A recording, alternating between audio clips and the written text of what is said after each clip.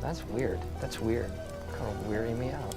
You are a sad, strange little man. Crazy. This is crazy. This is crazy. Isn't that weird? That's weird, man.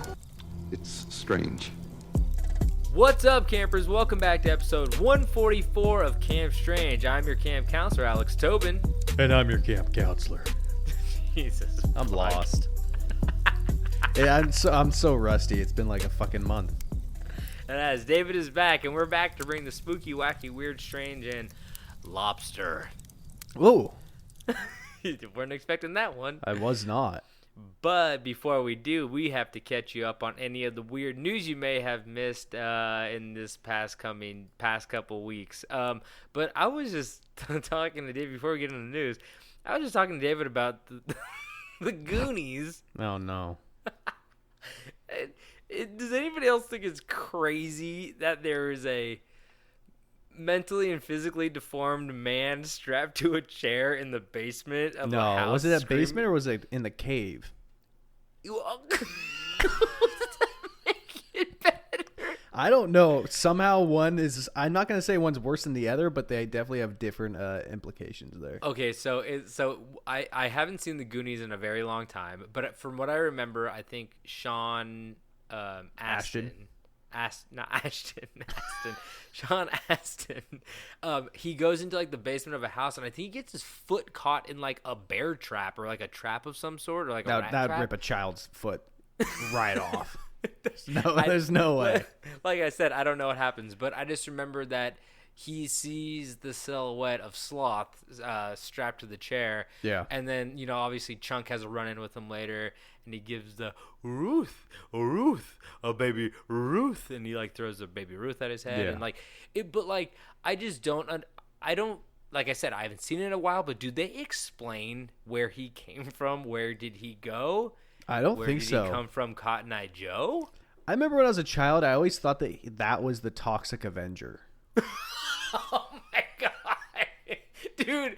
I thought that too, kind of. Because I'd always look at. I remember going to the movie store. The movie store, and I'd be looking at the VHS tapes, and I remember seeing. Yeah, that's how old I am. VHS tapes, and I remember seeing the Toxic Avenger, and with being like the ripped shirt and the mop and like the the slime. mom, yeah. And I was always like, oh, did that guy from the Goonies get his own like movie series? Spin-off? Yeah. Dude, I know. He looks like it. And I think the Toxic Avenger came out first. I think that was like an 80s movie. But I think that was like really raunchy and like actually gory and kind of Yeah, it was definitely like a B horror film. Yeah, like everything that was in the 80s was like gory, like shitty gory and like overly sexual and like, but I like the Toxic Avenger. I've never seen a Toxic Avenger movie, but I would love to. I think it'd be a good time because it obviously, I think it's one of those cult classics, but no Baby Ruth in it. So the Toxic Avenger came out a year before the Goonies.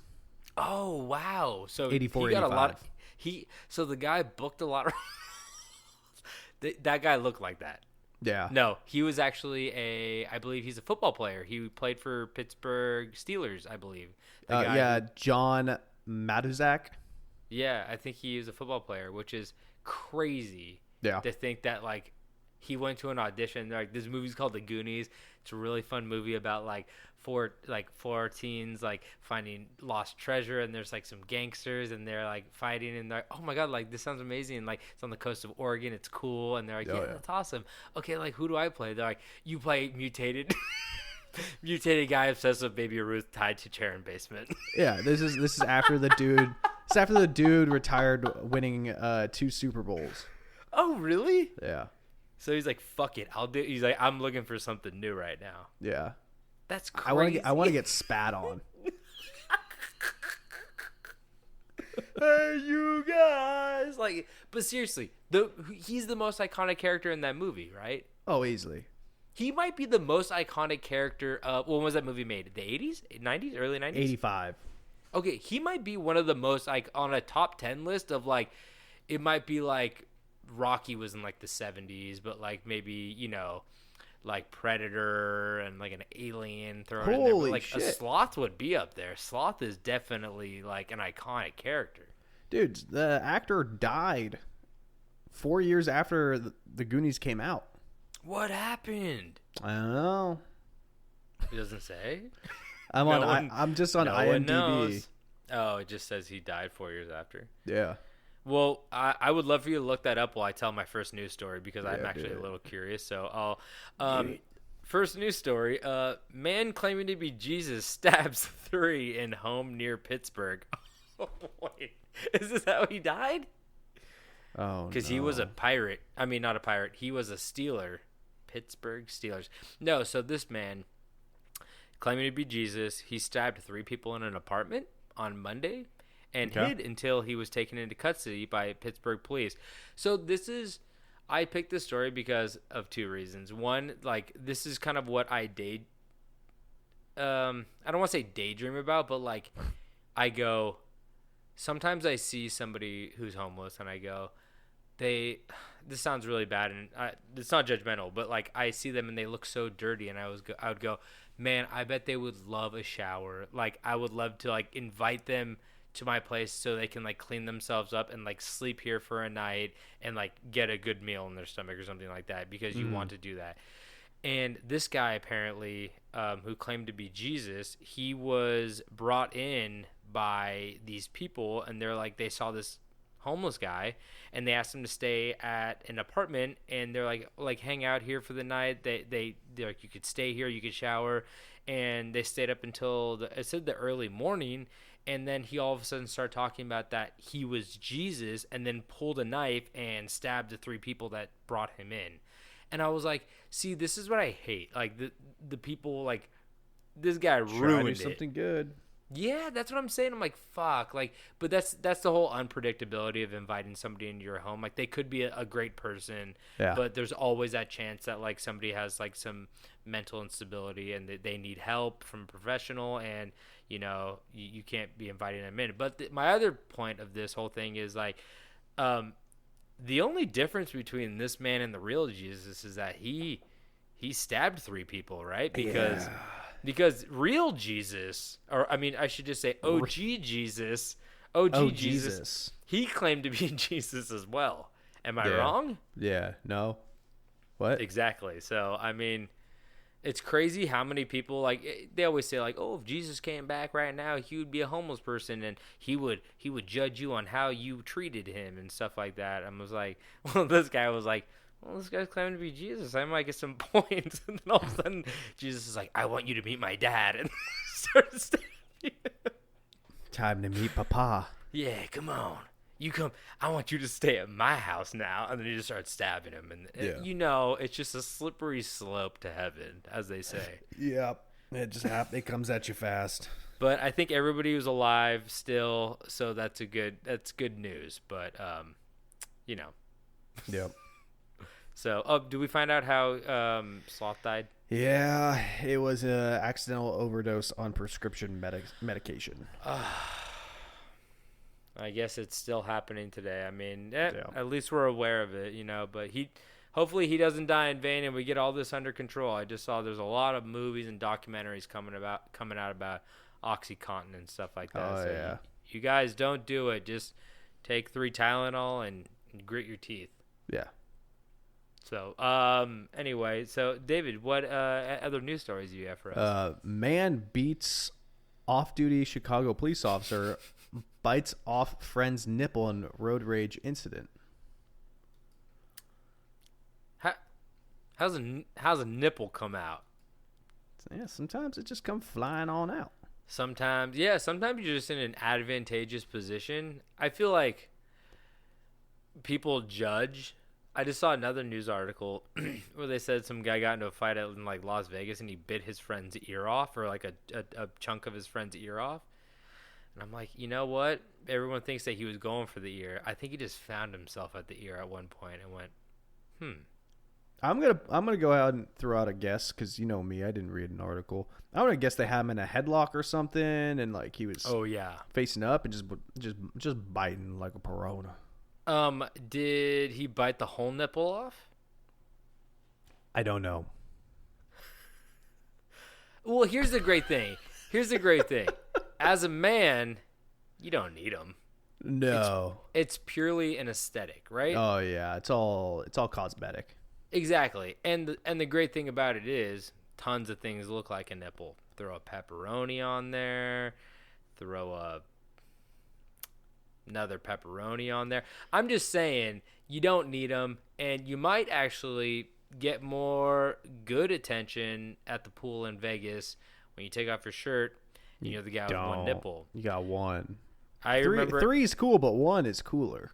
Exactly, and all the girls really were liking that show Kyle XY, and that dude didn't even have a belly button. No belly button. I only know that from the billboards, and I was like, what the fuck is that? I never saw the show, but literally that was one of the big selling points of that show. They're like, Kyle XY. Why do I even know that? That's like such an obscure show. I really don't know anybody who watched it, and they're like, Kyle XY. And it's like, the billboard is him lifting up his shirt, and he doesn't have a belly button. Yeah.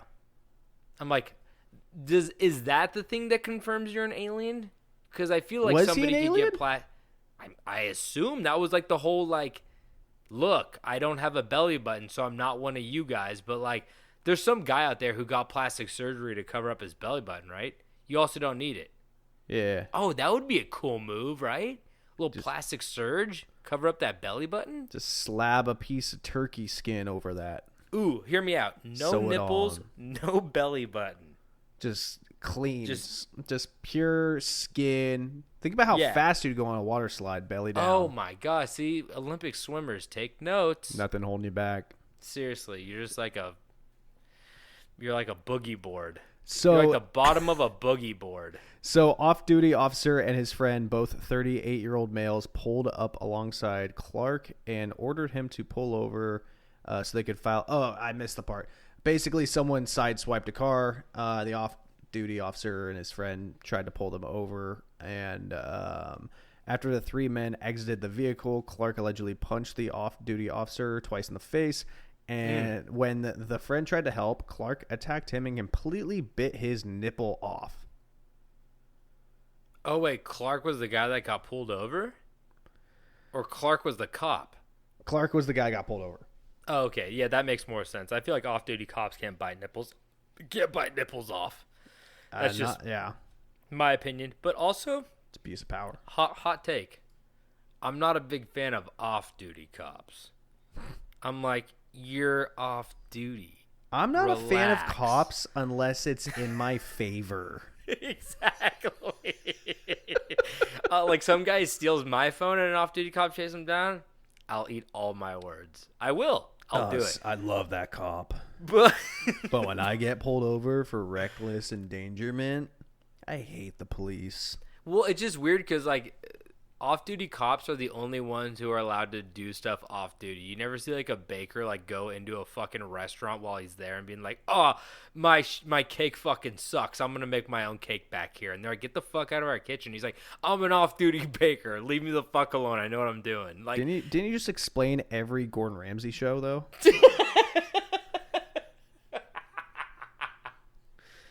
Okay, but if he brings a camera in there, then I'm all for it. Oh, okay. Camera involved, it's okay. Fucking donkey! I kind of sounded like Shrek when I did that. I couldn't. I'm not good. You 100%, and it was mostly because you used the word donkey. Get out of my swamp kitchen. I don't know, but it's very interesting, the whole nipple situation. So that's good. It's good. You only got good 2. Story. It's true. Well, some people have more. I have kind of a hidden one. Yeah, underneath the folds. So many folds. So I have a little bit of a controversial one, but I just thought it was so interesting I could not pass it up. Here we go. It says, I know, you know me, king of controversy. White guy disguised as a black guy robs banks. So this guy, first off, I have to show you this picture. I'm just going to turn the camera around right here. Yeah. Okay, so you see this mask? Yeah. It's a realistic mask. Yeah, okay, so here's the thing. This white dude, bought, like, as cops say it, a Hollywood-style mask that's, like, about $600 or $700. And the mask is it's known as The Player, which I feel like this mask company might have a little problem now. Yeah, now they're in hot water. Like, oh, fuck. I know. We named that in 2001. Shit. I know. That's another reason. So the mask is like super fucking realistic. He has a hood on with like with some sunglasses and stuff like that, so like it probably doesn't look as weird in like the eyes, but the lips, the nose, that like the chin, the it looks face, real. Everything looks so real about it. And yeah, I guess he robbed 5 different banks as this masked black man. And the only reason he got caught is because they saw the cops were fooled. They're like, oh, we're looking for like a black guy in this Volvo. And rightfully so, because it did look like him. It did look like a real person. But apparently somebody said they saw the Volvo driving away with a white guy driving the car. Here's the best part. With the mask around his head? No. Like a beanie? An exploded red dye ink pack was all over the interior of the car. Yeah, that's rough. And I love that too, because I feel like you only see that in movies. Yeah. I always see blue, never red. I was thinking the exact same thing. Yeah. I was trying to think of that movie Good Time with Robert Pattinson. I think there's an ink pack explosion going on in there, but like I think that might be like red or pink. But I just think it's such a interesting kind of slightly archaic way of like stopping bank robbers, of being like, we put a big old paintball in this bag. Yeah. You know? Yeah. And they're like, if you try to use this money, it's covered in paint. Yeah. And your face is covered in paint. But like, I just feel like everybody should know that now and just like not open the bag towards your face. Like, or like find a different way to open it. Like steal the money, bring it back somewhere, and be like, there might be an ink pack in there. Can you guys like open it from the bottom? I don't know. I don't know how it works, but boil the bag. Yeah, exactly. Yeah, exactly. There's got to be a way around it. But he's held on a $3 million bond now, and Jesus. Yeah. He was living in a hotel room and all that stuff. So he was robbing a shit ton of banks, apparently, as this masked guy. And honestly, kind of a great idea to get, like, a super hyper-realistic mask and rob banks. But, like, because everybody in the 90s just wore Richard Nixon masks, if you've seen any of those 90s movies, you know? It's all about the Richard Nixon masks. But he's very not interesting story. He's not, but he will rob you and explode an ink pack in his face. Yep. So I got another one here. A man accused of tattooing child inside a McDonald's. Okay, you might be more controversial than I am. I don't know. That's a pretty controversial one. But what tattoo we talking? Yeah, it was Grimace. Oh, approved. Get 2 of them. Why didn't you get one on each arm? Yeah. So here, why?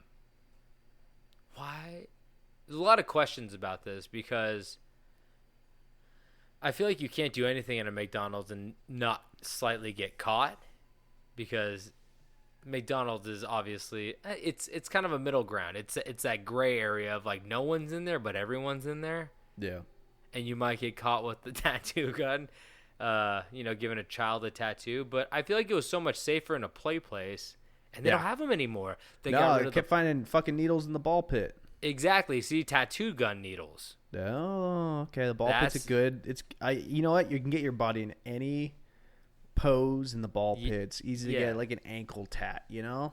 Exactly. Just get the artist underneath. If you could work around balls, even better. Just get the tats, but get also ball tat. Just get like a little red, yellow, blue circle. No, I mean like a testicle tattoo. Oh yeah. That's cool too. That's fine. Do it. But here's the other thing that I have a kind of a beef with is that the artist is going to have a hard time finding inspiration since they got rid of all of the murals in the McDonald's too. And that now they just have happy people eating McDonald's. And I don't approve of it because my McDonald's had a great mural of Ronald McDonald. You forget about the lost McDonald's characters because there's Ronald McDonald's, there's the Hamburglar, there's Grimace, there's Mayor McCheese. What about that little bird bitch? Is there a bird bitch? Yeah, there's a little bird bitch. I think there's bird. We talked about Mayor McCheese, didn't we? Yeah, like a long time ago on this pod. Oh, yeah. But then they also have like these guys that look like little koosh balls. They look like little mop heads. Birdie the early bird. Oh, she gets breakfast? Yeah, she's the breakfast one. Breakfast bitch. Yeah. Give me some sausage and hotcakes. Give me that egg that's 30 days old. But like, does anything? We were just talking about this. I have a friend, and she's like, I've never eaten McDonald's breakfast, and I was like, what? And I told her, I was like, like my McDonald's breakfast is probably the best fast food breakfast, but they might also have the best fast food item, which is the McGriddle, which is the worst thing for you. Have you had a No.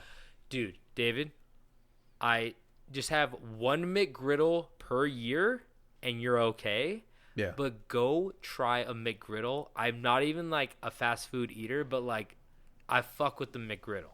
And I haven't had one in over a year, but they're great. Last summer, someone who was driving me somewhere bought me. Are you in the fucking FBI? No, I'm just saying, like, I was not in control of the destinations involved, so Don't be shameful. It was not my pick to have Wendy's breakfast. Okay. Oh, you should be a little shameful. I didn't even know they had breakfast. Actually, pretty good. Really? Yep. What do they got? It was basically just a hamburger with an egg in it. Okay. I've had Jack in the Box breakfast. Ooh. I had a scramble from there once. Dude, that shit fucks my stomach up. Yeah, I mean, Jack in the Box is basically poison. I literally went through a phase of eating like Jack in the Box breakfast, and I'm not even kidding, fish fillets from McDonald's. Oh my god! I didn't know people actually order. I thought that was like a joke. I thought it was I know. I'm like, I was like 8 years old. Like I didn't know, but like I liked it. It's just like it's like a fish stick with like cheese on it, but like. But then you understand like the quality that's coming with it. And then I saw a video one time where like some guy poured like Coca-Cola on like a fish fillet patty and worms came out, and I literally shit my pants. Like so I don't, I don't know. Can we name one other instance when fish and cheese are involved with one another? Fish and cheese. You're right. Aside from like soup, my dude, right. It's not a thing. Oh yeah. Like, cause you could talk about like clam chowder doesn't have fish in it. I mean, there's probably some like Scandinavian. Yeah, some disgusting shit they eat on like the dare but that's shows. Like it's like Gruyere with like fucking like Alaskan caught something. You know, cheddar and fish. Not like a McDonald's filet with Kraft single on top. Cheddar fish. I guess you got goldfish and that's it. Go fuck yourself. Yo, okay, there we go. The snack that smiles back, goldfish. It does smile back. Man, crispy don't you cheddar fish sticks. Don't you love shoving a handful of goldfish out of that giant milk carton? Yeah, I've ever told you why I always into your mouth. I always go camping with goldfish. No, why? Because my brilliant dog refuses to drink water when we go camping. He just doesn't want water. Why? Because the force confuses him? I don't know. He's going to get dysentery or something? I don't fucking know. But so now I bring goldfish and we go camping, and I just plop a few of those little fuckers in his water bowl, and he tries to eat them and ends up drinking water instead. Oh, how fun is that? That's so fun because, it's a fish. I get it. He's bobbing for fish. That's a fun time. That's a good time. Yeah. But like I said, you ever like shove a bunch of goldfish in your mouth and you just create that paste, that goldfish paste? Yeah, and you spit it out and you make a sculpture. Oh yeah. Cook it in the oven, serve it at Thanksgiving. Everyone gets mad at you. They said it tastes like your mouth, and you're like, "How do you know what my mouth tastes like?" And then Grandpa freaks out, has a heart attack. Yeah. Little Kevin's doing the cha-cha slide in the corner. He's doing the take it back now, dance. y'all. Default. He's doing orange. What the fuck did that kid do in Fortnite? Orange something. Put this in Fortnite. Put that shit in Fortnite. Dance. That was good. Anyway, well, he got a tattoo. That's pretty cool. I would love to know what the tattoo is, but I don't think that didn't specify. It's probably like frowned upon to like glorify it because it was not okay. I can't believe it. Like somebody was like, give a kid a tattoo. Like, I don't know, man. I don't think it was like a child. I think it was like a 15-year-old or something like a 16, 17-year-old. Yeah, but still, regardless, like if you're not a I mean, here's the thing. I think people are fucking confused sometimes on how good they are at being an artist. Some people, I know some people are like, look at my art, and it's like the Joker holding a fucking revolver, and it's like definitely not what you like want on your arm. And he's like, I give you a tattoo, and you're like, maybe in a couple of years, maybe when you learn shadows, I don't know. Yeah, but let's get some better lines going, huh? Yeah, exactly. So you pay for what you get. Yep. And if you're getting a free one at McDonald's. Oh no, he bought him a Big Mac for it. That's sick. No, I'm kidding. I don't fucking know. I mean, that sandwich is 3/4 bread, but yeah, sure. I'm a Big Mac fan, but I'm a Big Mac. When you were talking about the murals inside of McDonald's, it made me think, I don't remember the last time I was inside of a McDonald's. Like, I've gone through a drive-through here and there throughout the years. Like, when you're on, like, a long road trip and it's early and you just want a little breakfast sandwich. Yeah. But I can't think of the last time I was inside of one. I lived right near one, as you know. Oh, yeah. About a year and a half back, and we would go there because I'd walk there. It was like a block away. So when I wanted like a McDonald's breakfast and we were being lazy, I'd walk inside because I didn't have a car. And they really remodeled, like they're going with like a gray exterior now. They're getting rid of a lot of like the red and yellow. They're still keeping like the yellow, but like they're going for classy, a lot of wood on the inside. It's very interesting. My appendix bursted inside of a McDonald's. Are you fucking serious? Yeah. Your appendix burst and you were fine? I mean, obviously you had to get it removed. No, right? I got surgery, but yeah, no. It was in college. My roommate and I were meeting our future landlord, and he was like, "Meet me at McDonald's." That's where you're fucking that's living. a good sign. Yeah, he doesn't trust you. You don't trust him. It's like a bad drug deal. It was, but yeah, it was cool. So it burst. You didn't make it to the hospital before it burst? No, it ruptured. It didn't like completely burst. But then you're just like, ugh, and they're like, we got to the hospital. It didn't hurt that bad. It was just, I just felt like I had to take a shit. And I feel that a lot in McDonald's. Yeah, and my roommate's like, "Oh, is it like right there?" And he like poked me. I'm like, "Oh, like yeah." And he was like, "Yeah, I had that in high school, except for mine's on the left because all my organs are swapped around." What the fuck, dude? That is the second person I know with that disease. I know a guy. Well, hold on, it's worse. Okay, sorry. Keep going. And then I was like, "What do you mean your organs are switched around?" I was like, "Yeah." He's like, "I was born with red eyes, white hair, and a tail." Oh, so he's a fucking liar. No, he got that tail snipped off. Shut the fuck up. He had a scar. He showed it to me. He was born with white hair? White hair, red eyes, a tail, and his organs are all swapped. No, I never lived that bastard. Is this guy being serious right now? Yeah, you born with red eyes? Yeah, he showed me this. He showed me his appendix scars on the other side. What the fuck? That doesn't explain the eyes and the tail and the white hair, motherfucker. I don't care about his appendix anymore. Like, his organs could be swapped, but the fucking 3 last things you brought up are fucking weird. Is he albino? No, he grew out of it. We all do. Okay. One of our buddies, Sam, his buddy, his heart's on the other side of his body. What does that mean? His heart is on. Okay, our hearts are on the left side. Middle left. Yeah. His is middle right. Yeah. Boo-hoo. Does that mean if he has a heart attack, does his right arm hurt? Ooh, we should find out. Let's start feeding him bacon. You want a Baconator from Wendy's? That's a breakfast item. That's what I had. I had the breakfast Baconator. It's good. I remember when Burger King, fuck dude, we're never going to finish this podcast. I remember when Burger King had the quad stacker, dude. They had like stackers and like you could choose how many meat stacks you want on there. And me and my brother got the quad stacker and it was like probably the worst decision I've ever made. Yeah? Yeah, they put like this sauce on there that just made it like so gross to eat. It was like fucking crazy. Yeah, Burger King's known for their good meat. Yeah, and their nightmares. and not sandwiches that give you life-threatening nightmares. They're nightmare-inducing meat. When you mix chicken and beef, you get a nightmare. Yeah. When you mix every meat edible. And when you mix fish and cheese, you You get a nightmare too. Get a daymare.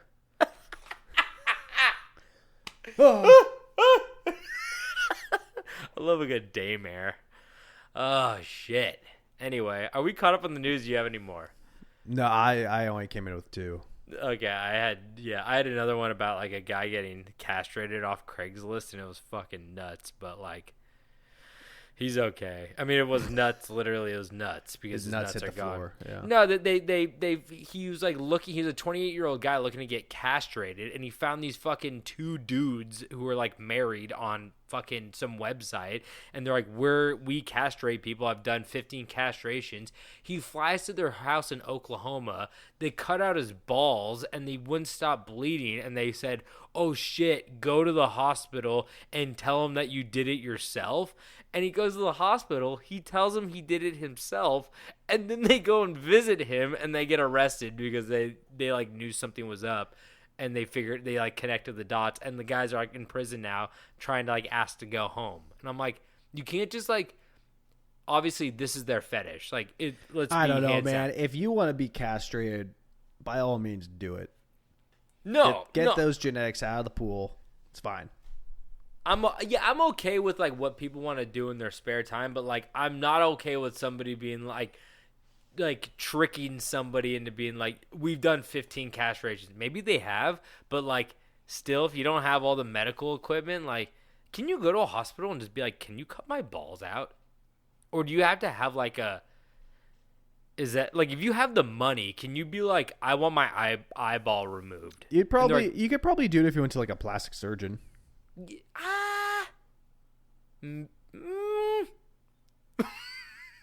You think? But that's the thing. Like, I know that like doctors have the Hippocratic Oath or whatever. It's like, we're supposed to save people. But if some guy's like, I fucking hate my left arm. I don't want it no more.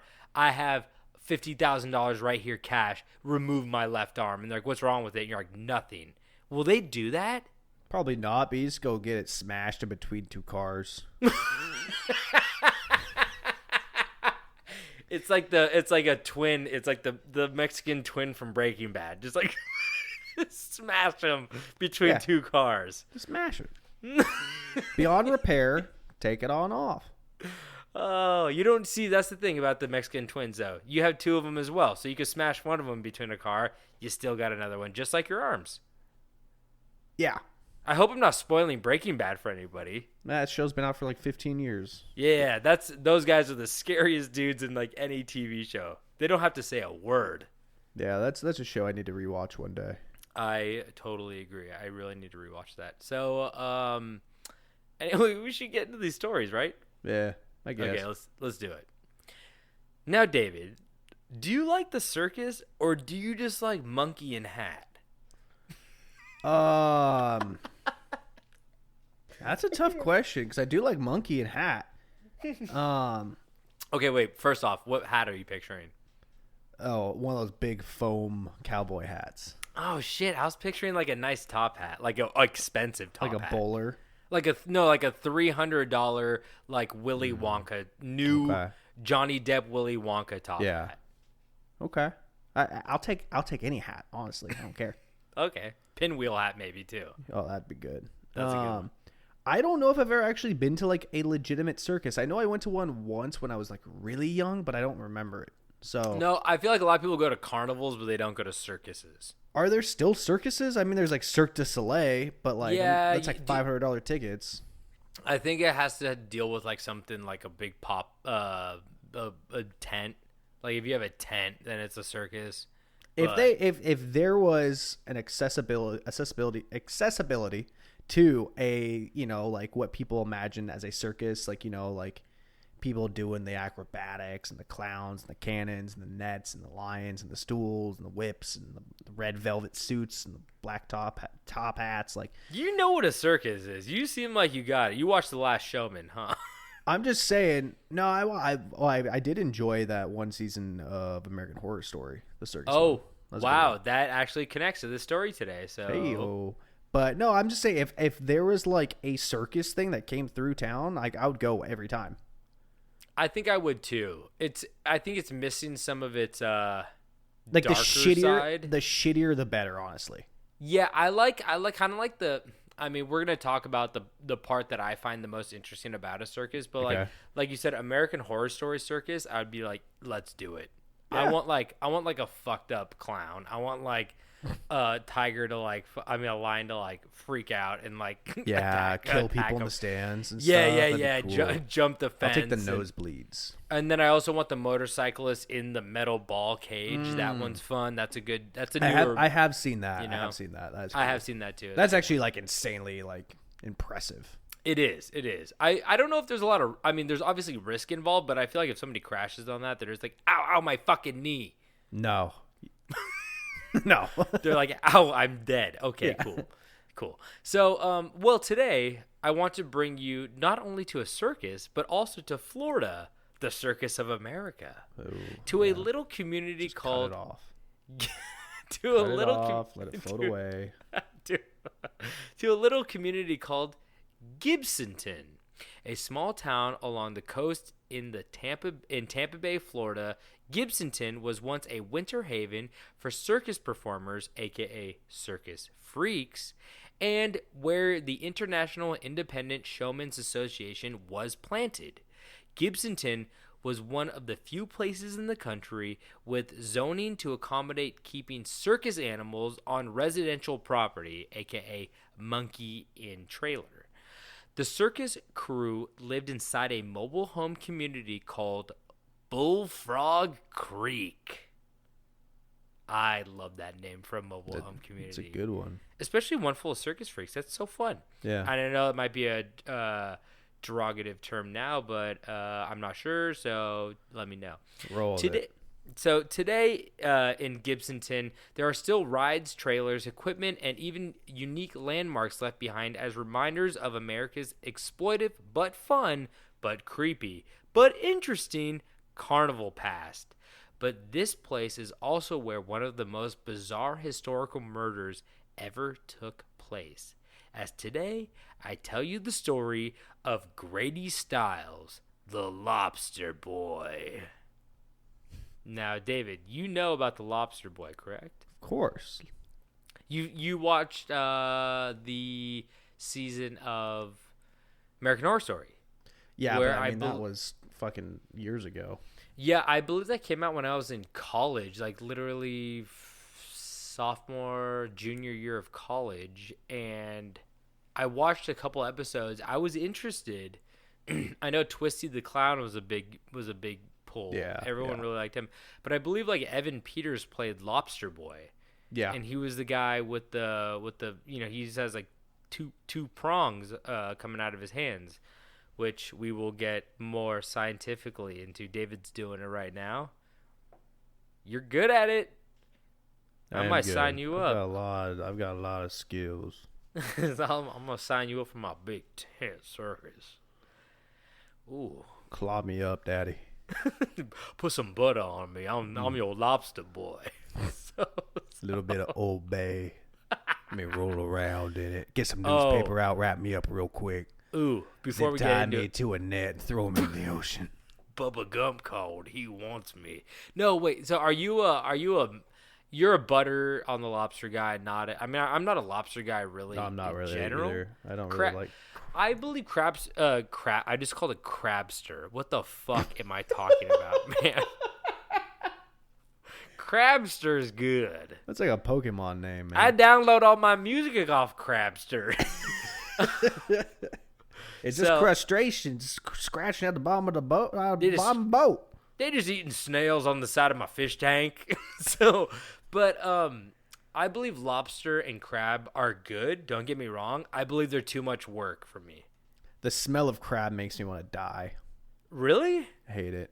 Really? Okay. Yeah. I mean, and I always say that I think it's kind of a gift. I'm glad I don't like one of the most expensive meats out there. I mean, I do like lobster. It's a big bug. It's a big water bug. Exactly. But, I'm not into it. So, but are you a mayonnaise guy or a butter guy if you had to do it? Do you like mayonnaise? You know people like fucking do that shit? On lobster? Maybe I'm thinking of artichokes, but like I think people do it with like lobster too. Lobster, artichoke, who gives a shit, huh?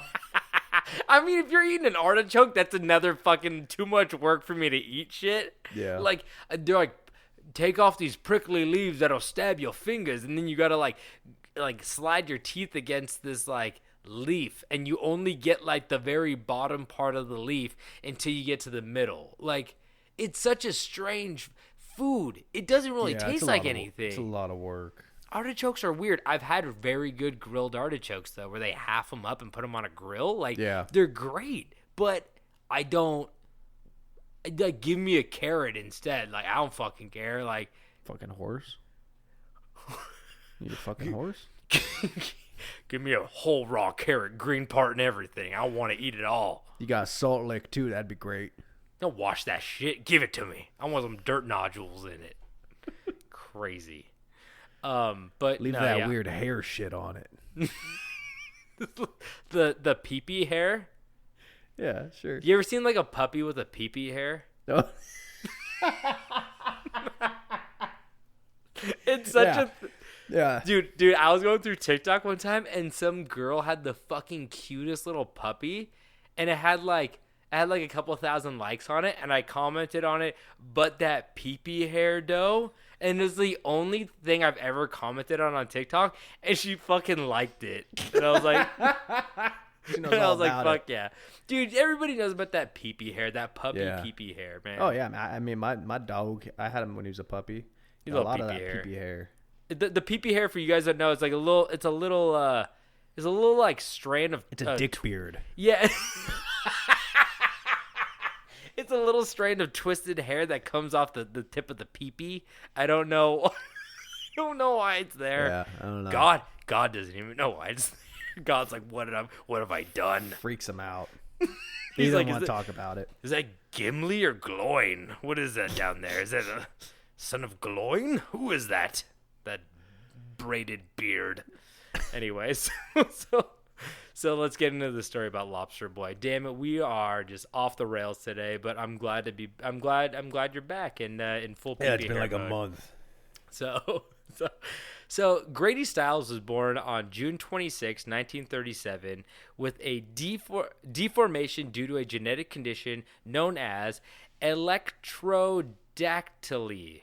I actually nailed that. Electrodactyly. This affliction is a deformity to the hands and or feet and is also referred to as split hand / split foot malformation. Grady Jr., because his dad was Grady Sr., was not the first of his family to be born with this odd deformity. You see, 6 generations of ancestors who were also inflicted with this condition dated as far back as 1840, including his father, Grady Stiles Sr., who was part of a traveling carnival sideshow and began including his son into the act at the age of 7. And that is a career that would end up lasting the rest of his life. This is Harry Styles' lineage. That's why he's so good at guitar. He could play 2 strong notes at once, but he's into the 2 chords. But that's about it. But 2-chord man. But it's fucking crazy to think that there's 6 generations of this One deformity. Direction? Oh, yeah. That too. Katie's a big fan of electrodactyly Harry Styles. Yeah. But what? Who isn't? You're right. I think that guy has 3 nipples too. Speaking of biting a nipple off, but I'll make it 2. But it's just crazy to think that like this guy had electrodactyly whatever for 6 generations back. Yeah, that's wild. Genetics suck. And yeah, just to think that like, I feel like this deformity, and not saying it's a deformity, but it's very similar to dwarfism from what I'm experiencing in the story, because it seems like sometimes it is passed on and sometimes it is not passed on to your children. Yeah. And I think these people are kind of rolling the dice. I don't know if they knew back in 1840 if how genetics worked as much as they do now. Gregor Mendel, pea-pod splicing, I get it, but I don't know when that was happening. But regardless, this kind of plagued the family a little bit. And it seems like only up until like Carnival Freaks was it actually advantageous. And as we're going to find out, it's not completely advantageous. It's kind of... You keep saying that big word. What does that mean? You have an advantage to having it. You know what it mean. That was chicken. Oh, okay. Sometimes I don't know how many beers you drink so far yet. There he goes. Do it. You better do it. Drink it all. But, so like I said, he would start his son at the age of 7, and it would be a career that would last his entire life. So the Stiles family's occupation at said circus would become known as a sideshow or freak show. But more specifically, they would be known as the Lobster Man and the Lobster Boy, because their hands look very similar to lobster claws, as most of us know. And his legs ended below the knees with malformed feet. So, fuck, was that a sixth generation thing? Here's the thing. When did they invent the wheelchair? Let me see. That shit's old. You think? Sure, yeah, I'm pretty sure that shit's old. When was the wheelchair invented? Oh my god. 1783. But this looks like a go-kart. Yeah. Okay, this one's like I mean, not like the one we have today. Yeah, no. I mean, actually, some of this looks kind of looks like the ones we have today, but there's other... Oh, wow, this one actually does, but it's made of, like, all metal. And then this one looks like a fucking chariot. Keep describing them to us. I want to keep hearing. This one's made of wicker, and it looks like a chariot. It's pretty cool. This one has 4 legs. It's just a big dog. This one's just a dumpster with wheels on it and a boat paddle. That's fucked. But yeah, so he had malformed feet, so he actually wasn't able to walk at all, which is like a whole different situation. Like that sucks. That's debilitating. Like the hands, you could probably get by with, but the feet are a little bit more difficult. So Grady spent years working for the circus, where over the years he became a popular attraction, and even caught the eye of another carnival worker by the name of Mary Teresa. Mary was not a part of the carnival sideshow, but instead she worked as a grifter. And I had to look that up. And a grifter, the definition only came up as a person who engages in petty or small scale swindling.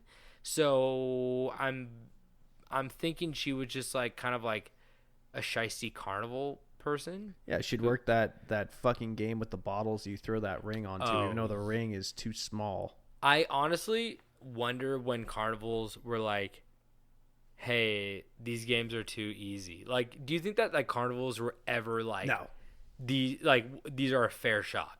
No, right? No. I think you're right. I think it's always been like, no, we can't let them win. We have to get the edge on this. It's like casinos, you know. You can't win Big Stewie. You can't win them. Big Stewie.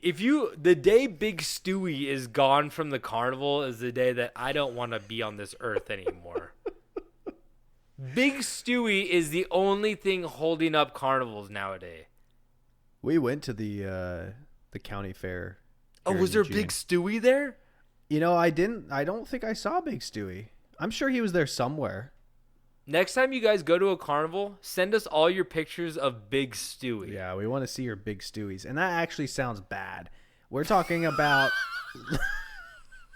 Don't go have 3 beers at the carnival and send us a picture of your Big Stewie. No.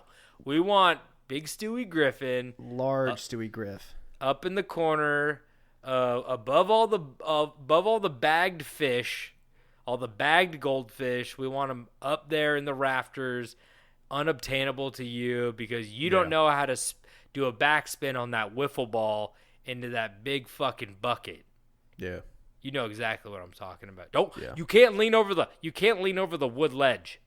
You will give you your ball back, but you can't lean over the wood ledge. Yeah, no, we were kind of pissed. We went to the fair, and we got there at like 9:00. We were doing other things. We went late. We got there, and then like we realized pretty quickly that they closed the ticket booth at 8. Why? I don't know. Is that like last call? I don't know, but we couldn't get tickets to go on a ride. Not that I want to go on any of those fucking rides. Oh, no way. My life's way too important to be fucking around on fucking carnival rides. But even if we wanted to go on a ride or play a game, we couldn't. It was like, why are you still letting people in if you can't even partake in anything? But that's the thing. When I go to a carnival, I don't even ride the carnival rides. I'll play some games and stuff like that. It's just people watching. Dart balloon game, I feel like that has pretty good odds. You know, if you're good at darts, you're gonna win that one. I always bring my own darts. But you ever see the zipper or I think it's the zipper where they put you in a fucking cage and like spin you around? Who does that? Growing up, my sister had 2 friends that fell out of them because they didn't lock them right, and they broke their arms. What the fuck? Yeah. I will do the I think it's called like the one that's like a platform. You know the platform that just kind of goes up and then comes down and then goes up and then comes down. Like, I'll do that one, and I'll sometimes do like the. Oh my god, I used to do the fucking alien one where you crawl into the alien spaceship and it fucking slams you against the wall and you can't like. Gravitron. Dude, I don't do that shit no more. There's always somebody that throws up next to you. Oh yeah, and everybody gets sprayed. Yeah, it's a bad time. Yeah. And you have that one kid who's cocky who like knows Stands how to up. like he's standing on the side of the thing and you're like, I feel like your broken neck body's gonna hit me in a second. Just limp body rolling around in there. When things go south real fast. But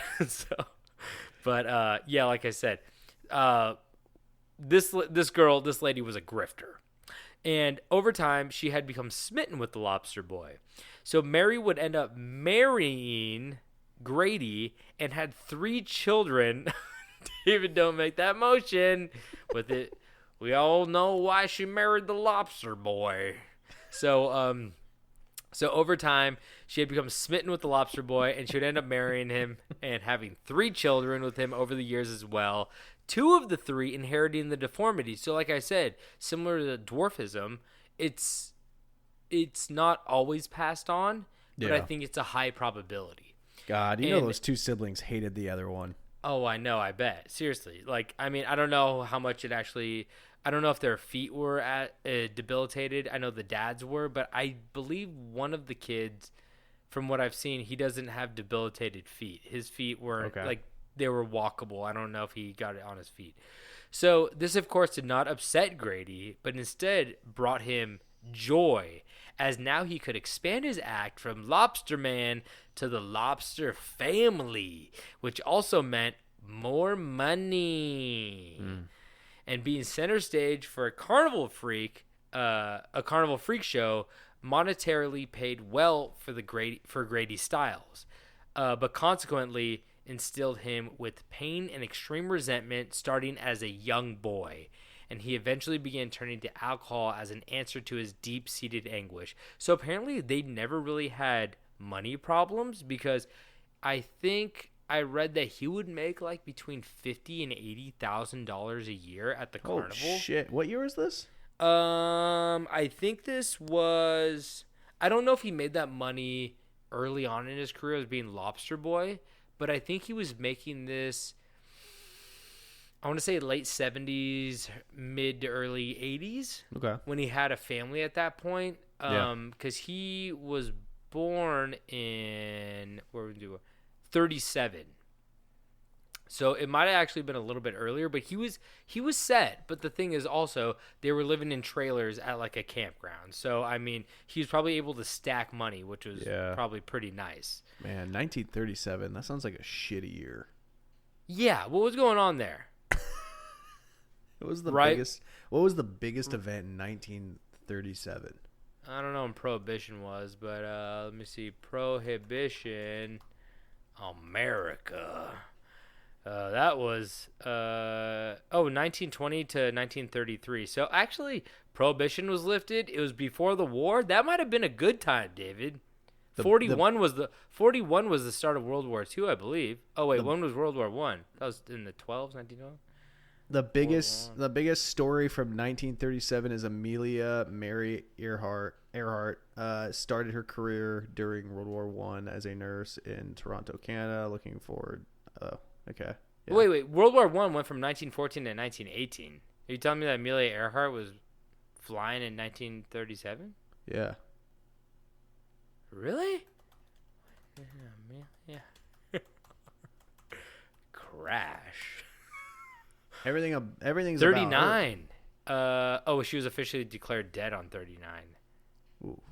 Everybody knows she's on an island with Elvis and Tupac, so I don't know why they're fucking saying that. Hey, Daffy Duck debut. Whoa, that was a good year. The Battle of Shanghai. The Hobbit published. Okay, David, you're really... I don't know the Battle of Shanghai, but the Hobbit, I mean, come on. Yeah. Coming out heavy hitters right now. Yeah, that's a good one. The Memorial Day Massacre. Okay, I don't want to hear about the battles and the memorial massacres. But, Snow White and the Seven Dwarfs premieres. Whoa! Can you name all of the dwarves? Katie and I tried to do this. We named 6 and we couldn't figure out the fucking last one, and we refused to look it up, and we figured it out finally. There's Grumpy. Yeah. Sleepy. Yeah. Dopey. Yeah. Fuck. Happy? Yes, I believe so. Goofy? No. I know there's one. Creepy. I'll help you. There's Sneezy. Oh, that's Sneezy, yeah. And then there's Doc. Yeah, okay, fuck that. Yeah, he was like the older guy, but I see that's him with the 6. glasses. Who's the last one? Okay, so this is the angry one. There's the cute one, which is Dopey, right? Oh, this is the one we could never figure out. You got okay. So there was Sneezy, yeah, Sleepy, Happy, Doc, Grumpy, Dopey, and then this is the one that we could not figure out. Hold on, let me think give me 5 seconds. It's literally not an ending in Y one. It's similar to Doc, but not. It's an actual emotion. Jonathan. I'm feeling kind of Jonathan today. I don't think I could come to work. I'm suffering from Jonathan. I have no idea. I don't think I've ever actually watched it. It was Bashful.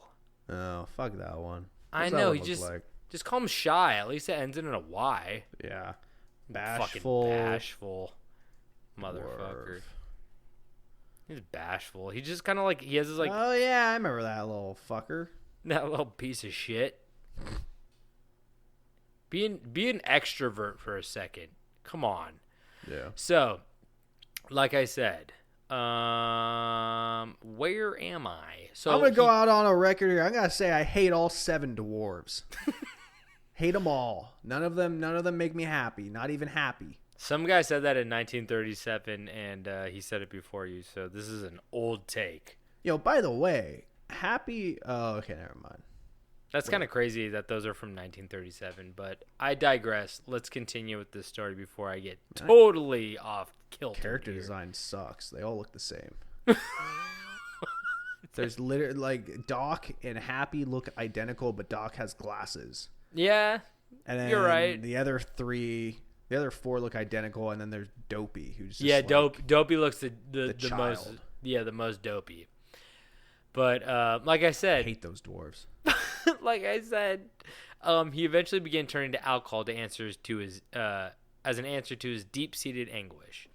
So one thing that everyone also knew about Grady was that he was a mean drunk and a violent one at that. You see, because of Grady's deformed legs, he was never able to walk and had always been confined to a wheelchair. But that did not mean he was weak by any means, as the stocky lobster man would use his upper body strength to shuffle himself along the floor to get to where he needed to be.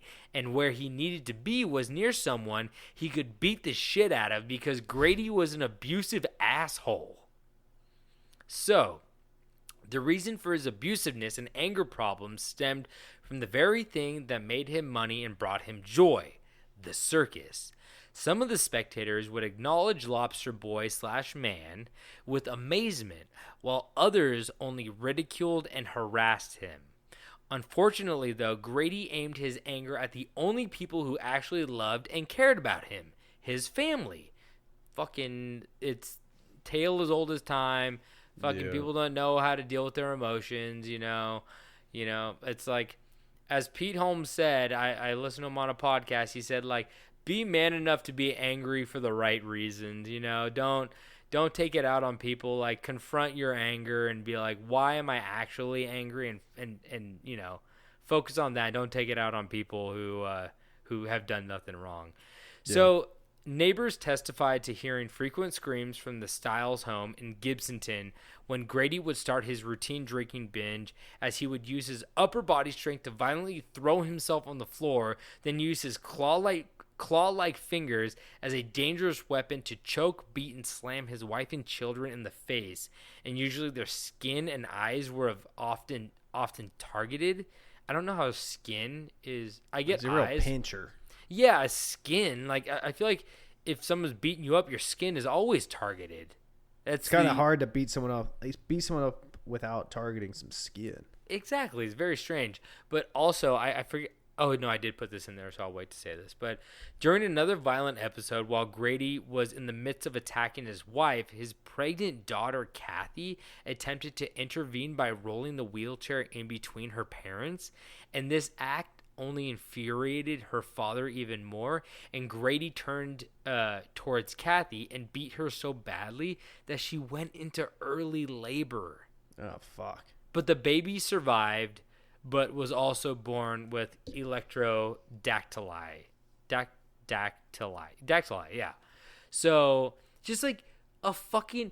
And here's the thing that I think a lot of serial killers / horrible people get a weird pass for, is that people go, well, he had a fucked up abusive childhood. You're like, there's so many people out there that you don't know of that have had horrible upbringings and like deformities, abuse, and they break the cycle and they go no, and then these people do it and they go, I feel guilty. And we'll get into that a little bit later, but it just kind of angers me a little bit. I'm like, that's not a good excuse anymore. Like, fuck that.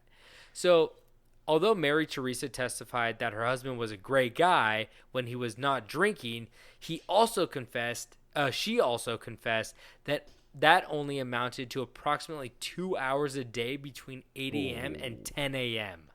Yikes. So he would start drinking at 10 a.m., and by 1973, Mary Teresa had enough of the abuse, and she came to the decision after Grady again assaulted her. This was, I have to say this because it just shows how horrible this guy is. But it says, he again assaulted her, but this time using his so-called claws to grotesquely remove her birth control device from inside her. Oh. So he took out her birth control from inside. Yeah. You get it. I don't have to elaborate. No. So Mary Teresa went on to marry another man. Good for you. Which enraged Grady Stiles even more so. The children were left to endure their father's rage, though, which was horrible and just awful. And sometime in her late teens, Grady's daughter Donna fell in love and wanted to marry a young man by the name of Jack Lane, but her father greatly opposed. Donna was, I believe Donna was not afflicted with the disease or the deformation. Yeah, deformity. And Donna was not concerned about whether or not her father approved of her marriage. And removing herself from Grady's control was actually her main reason for her interest in marrying. So she's like, I want to get the fuck out of here. Yeah. And she insisted that she would live with Jack with or without her father's consent, which is, again, another old school, archaic. Like, I think people say it now, like, may I have your daughter's hand in marriage as like a courtesy. Yeah. But back then, it was like the real deal. Yeah, like, you can't marry my daughter. But like, no one ever was like, okay, great knowing you guys. You seem like a nice family. See ya. I'll sure miss Thanksgiving. Grady, I'll sure miss when you cover yourself in butter and roll around in breadcrumbs. That was always my favorite part. Hope you have a good dinner in the trailer again this year. I hope I hope it don't catch on fire by accident. Sorry. Hope nobody throws a flaming bottle through your window. See you, Grady. Hope you can get out in time. Hope you can crawl out in time. I hope nobody put a lock on the door on the outside with some chains as that flaming bottle flows through that window. Hope nobody puts a bunch of tacks on the floor. Rolls a bunch of bubble gum. He's stuck to the carpet. That's a good time. I meant like balls, you know. Oh. Instead of marbles. Oh, okay. I was just picturing sticky gum. That's fun too. So Grady's control over his family was top priority, and he was not about to give up, especially to an underage marriage, because I think his daughter was 16 and this guy was 18. Not that weird at the time. It's also Florida. I think considering the circumstances of her trying to escape an abusive marriage and this guy seeming like a good guy, you're like, yeah, you guys should probably get married. Like, I approve this because the other option is so fucking horrible. And he had threatened Donna that he would kill Jack if she didn't let up. It's undocumented, but somehow the evening before the wedding, it was arranged for Jack to meet with Grady in person to discuss the marriage.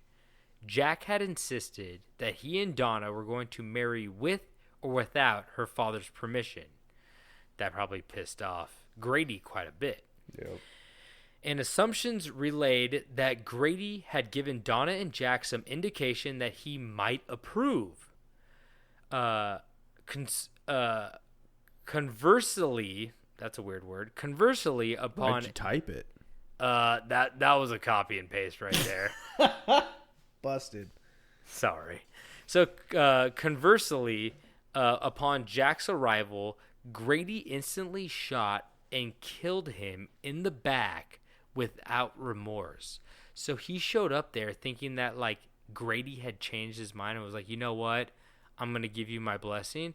And they don't know if Grady called him there or if he went to go talk to Grady one last time to be like, I'm marrying your daughter. I know you don't approve, but this is going to happen. And basically when he was there, Grady shot him in the fucking back and murdered him. That's a shitty way.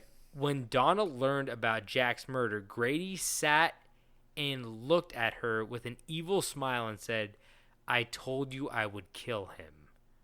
Like, what a piece of fucking shit. Yeah. This guy sucks, man. I hate him. So, Grady Stiles was arrested and put on trial, but pleaded not guilty.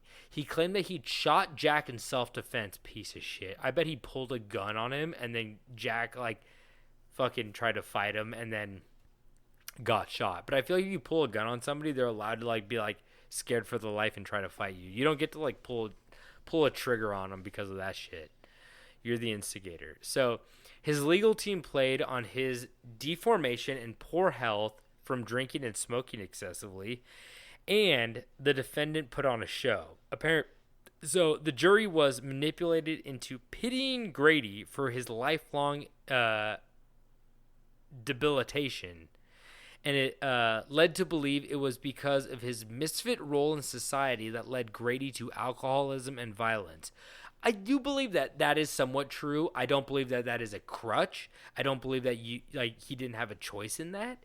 But like for sure, like his deformity led to maybe some of those, demons. But that's nothing. That's no different than somebody else who's dealing with like really traumatic stuff, and they dig themselves out of the hole. So Grady faked tears and remorse even in the courtroom, and the jury bought it, and the final verdict ended in a charge for third-degree murder. Nonetheless, the cold-blooded murderer was released on 15 years of probation.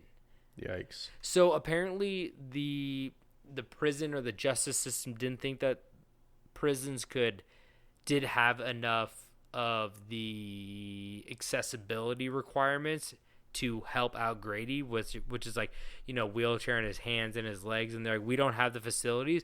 And they also believe that because he was so ill from like his life choices, he had like he ate horribly and he smoked and he drank and he was just like in the shittiest condition. He'd probably die without that stuff. Yeah, they were like, this would cost so much more money to keep him in jail than to just keep him at home in his fucking little shitty trailer and let him stay there. And like, hopefully he won't murder anybody again. So Grady returned home and continued with his routine of drinking and acting violent. But that's the thing. Like, he was a menace, like, to his family. Like, that's what the court said. Piece of shit. Exactly. So testimonials has suggested that Grady's violent episodes were even more severe and his children were left to take the brunt of it since his wife left. Empathy for her children may have been the reason why Mary Teresa eventually returned and remarried Grady. I can't, talk about, like, a victim of, like, Stockholm Syndrome? Yeah, like, I feel so bad for this woman. So she remarried him, and in 1989, the two reconnected, and supposedly the violence had eased for a while, but before long, the violence was back. So apparently he's like, I'm going to change, you know, like every fucking piece of shit who's like, I'm going to change. I won't. And then it lasts for like a year, and then they turn right back to it. Yeah. So during her desperation from Grady, Mary Teresa was... During her separation from Grady, Mary Teresa was remarried to a man named Harry Glenn Newman Sr., a.k.a., I know this is derogatory. Fucking nerd. He was the midget man. Oh, okay. So I know that's not a word we use anymore, but that's what his name was. What his title was. And so I said it. And had given birth to a son. So she actually got pregnant by this man, Harry Glenn Newman Sr. Did you say he was a nerd? That name just sounds nerdy. Harry Glenn Newman Sr. Yeah, you're right. That's fair. But, you know. That's not a starting quarterback's name. But the midget man was doing all right, I have to say. And she had given birth to a son. And Harry Glenn Newman Jr. Why are there so many juniors? I mean, like, they just did that back then. Grady Stiles was a junior too. So Harry Glenn Newman Jr., Nerd Jr., he too had become part of the carnival sideshow, but he had no deformities. He didn't come out as a little person. His niche was driving nails and ice picks into his nose with a hammer, aka being a blockhead. That was the terminology for somebody that like nailed fucking long nails and ice picks and shit into their nose. They're a blockhead. Boy, that's gotta be a hard introduction. It's a weird first time doing that one's gotta be rough. It's very strange. So by 1992, Mary Teresa had again become exhausted of the abuse from Grady and concerned for the welfare of both her and the children. So following another altercation, it was recorded that she had made the comment, "Something needs to be done," while speaking with her son, Harry. You know, Harry the blockhead. So she got beat up by her old new husband, Grady, and was talking to her son from a different marriage, Harry. And she's like, something has to be done. Harry, not being the biological son of Grady, was like, I think something can be done. And she apparently gave Harry $1,500, $1,500 to bring things to a beneficial conclusion. Not a lot of money. No. So feeling the need to protect his mother, Harry used the money to pay Chris Wyant, a 17-year-old neighbor and also carnival worker, to kill Grady. Chris did not hesitate, though, in this. Say, I've been wanting to kill that motherfucker for a while. Chris is like, $1,500? I would have done it for $200. Come on, give me that gun. So he grabbed a gun and headed for Grady's trailer. Chris stared into the window and saw Grady watching television in his underwear. With 2 shots to the back of the head, Grady was instantly killed. This motherfucker poked a gun through the window while this dude was watching TV and was like, bam, bam. Yeah. I know Grady was a piece of shit, but I'm trying to think of it from my perspective. Like, imagine just, like, watching, like, another YouTube video or like a TV show that you click on and you're like, oh yeah, I'm just gonna like keep watching this, and all of a sudden like the show stops, and you're like, what happened? Why does my head feel all leaky? It's just crazy. That's such a weird way to end. I mean, like, it's fucked. I mean, but I feel like that's maybe the best. He did shoot a guy in the back, but still. Yeah. There's a whole lot of, like, unjust killing going on. What do you think about this? What? He shot that guy in the back, right? Yeah, why does he call that self-defense? Right? Is that what you're going to ask? I'm thinking more, like, anatomy-wise. How did he shoot someone in the back? Do you think that he pulled out a gun and like then the guy tried? Dumb?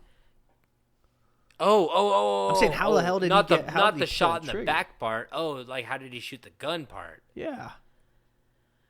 He probably held the gun with two hands and probably had a flipper in there. He used his tongue. He had the crusher on the trigger. Crusher on the trigger. He pinched the trigger guard off with his claws. He actually just had a bullet in between his fucking crusher pincers and just pressed it, and it fucking shot the bullet out. He was a strong man. Very strong man. But no, I mean, I would love to watch that scene of him holding a gun and just being like, what's going on here? I'm not trying to like poke fun. I'm just like legitimately curious on how he fired a firearm. Are you allowed to poke fun at somebody's deformity if they're a piece of shit, but like other people have that deformity? I don't think so. I don't think so either, but like you kind of get a pass. Like you're not really poking fun at the deformity, you're poking fun at the man. The piece of shit, yeah. Yeah, like I don't know. It's a hard line to cross. I'm not trying to offend anybody. Because people with electrodactylite don't usually shoot people. So yeah. I feel like if you're just like, how did he put on a shirt? You'd be like, oh, that's a little bit too much. But like shooting a gun, not everybody's doing that with that ailment. So yeah. I think we're in the clear, right? You guys, we're in the clear. So Grady got double tapped in the back. Yeah. In the back of the head. A triple. I wonder what he was watching, man. I bet it was like People's Court. It was in 1992. Oh, it was in 92? Shit. Yeah, year I was born. So, yeah, he was watching DuckTales. He's like, da da da da. He is. Oh, I never got to find out what it was. Did he dive into the pool of coins? Did he do it? What happened? Did he go through? Is that how coins work as a liquid too? No, it'd break your fucking body. Yep. So Mary Teresa and her children had finally rid themselves of one nightmare, but sadly traded it for another, as all three were arrested and sentenced for murder. Chris Wyant, the man who pulled the trigger, was charged with second-degree murder and sentenced to 27 years in prison.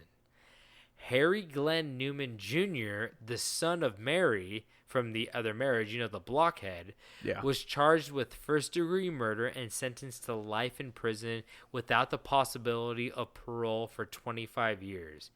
Harry may have received a reduction in sentence as well if he had not hired a hitman. So I guess hiring a hitman is like... So he just did it himself? I guess if he did it himself, he would have had a... That's a crazy thing in the justice system. Like, if you pass the buck and you don't murder somebody yourself, you're going to prison for longer. Like, I guess it's to make a point, though, to not hire people to kill. Because it seems easier to hire somebody to murder. Like, I feel like everybody's had the... not everybody's, but, like, I feel like people have been like, I'll just hire somebody to kill him. All the time. Because I think a lot of people go like, I can't murder there's no way I could like kill somebody, but I could definitely be like, here's some money, make it happen, and I could plug my ears and eyes and not have to watch it. So it just makes it easier. So you're probably right to deter them. He probably did that. And then Mary Teresa Stiles, the wife of Grady, who made the comment something has to be done, received little sympathy from the jury about her long history of being violently abused, which is bullshit. Yeah, it sucks. Yeah, like complete bullshit. And she received a reduced charge for her. She received a reduced charge, but was found guilty of conspiracy to commit first-degree murder and manslaughter with a firearm and sentenced to 12 years in prison. She actually only served, I looked it up, she went to prison in 92. She only served 8 years and got out in 2000. And I guess if she was alive today, she would be 76, but she went to prison when she was 56. No, yeah. She got out when she was 56. She got out when she was 56. Okay. So, yeah, she'd be, man, I don't know, just such a that's a case that goes many different ways in many different court cases.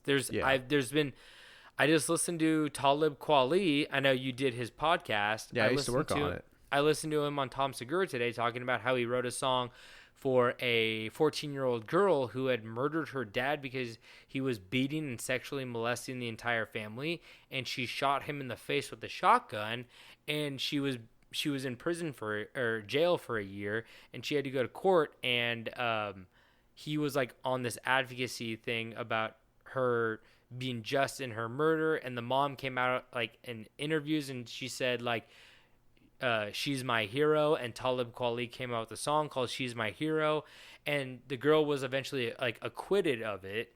And like met him, and he was talking to her and being like, oh, this is such a weird situation. She's like thanking him for writing a song about him, about her. But that's like a completely very similar case to this that was handled a completely different way. Yeah.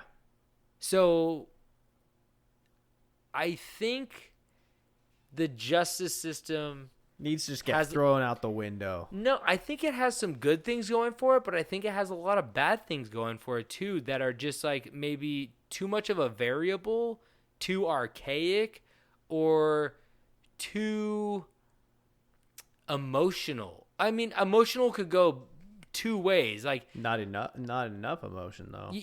No, it could be like good emotional or bad emotional, where like people go, I have bad emotions toward you, and then some people go like, I have sympathy for you because I understand the situation. And I feel like this was a situation that could have been empathetic, where people go like, oh, like this was a horrible situation, especially since this man had murdered somebody. Yeah. And people go, no, you can't just murder somebody. It's very strange, depending on where you are in what state and what people you have on a jury. And it's just a huge question mark. Yeah. And I don't think a judicial system should have that much variable, in my opinion. Yeah. But crime does too, so I don't really know. Hands up in the air. I'm confused. So that's the story of Grady Stiles, the Lobster Man. And, you know, I think he had a pretty good run for how much of a piece of shit he was. Yeah, but also, but he also had trauma, so I don't know where I stand on him too. I feel bad, but you can't just murder people and be an abusive asshole. You know, you got to break the cycle. Absolutely. So, right on. All right, I do want to point out real quick because I didn't mention it earlier. We were going to say this earlier. I am recording from a new place, just moved. And so I'm not sure how my audio is going to be coming through. I feel like it might be a little echoey because this room doesn't have shit in it. I just haven't had the time to do it, so hopefully this doesn't sound terrible. So yeah, let's get started. Today my story is going to take us to the beautiful state of Wisconsin. Go Pack, go, baby. Cheese. Number 12 is back. Time to bring the old Lombardi trophy home. What's number 12 mean? Suffer. Aaron Rodgers, baby. Oh, really? Wait, I thought he doesn't want to drama. I thought he doesn't want to be there anymore, right? Yeah, a lot of drama. He's like, I'm tired of the town owning me. No. He's tired of fucking shitty front office. Oh, yeah, that too. Yeah. But like most states, Wisconsin is home to a good old state fair. So we are going back to kind of the fair circus vibe here. I love a fair circus vibe. Yeah. And this is where our story takes place, at the Wisconsin State Fair. And this story is The story is of the 7-foot-tall, yellow-eyed winged entity. What? Also known as Yahweh. Yahweh?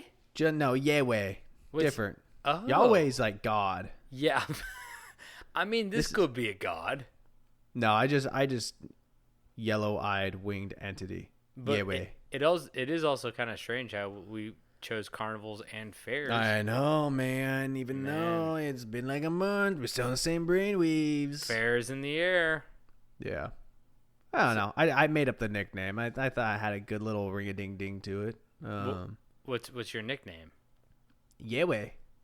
That's the nickname? Yeah. You made that up? Yellow-eyed winged entity. Oh, fuck. I thought they, named it Yahweh. No. Oh, okay. Yewe. That's what it was called? Did it even have, a name like Bill or something? Well, I will name it at the end. Okay. Yeah. And it's not Bill. Fuck. So the majority of the story will be told from the firsthand experience of a college student who witnessed this sexy monster. And tall, yellow, and handsome. Yeah. And her story was shared to Phantoms and Monsters 4-team research and UFO clearinghouse investigator Manuel Navarte. So is that a self-appointed title? Oh, well, we'll get into that because this guy's actually kind of raw.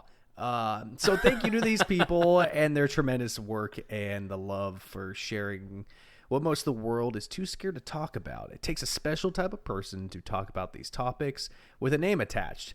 You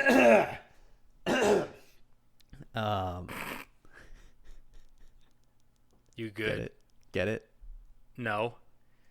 I was saying it takes a special type of person to talk about the shit with our names attached, which is what we've been doing for almost 3 years. Oh, yeah.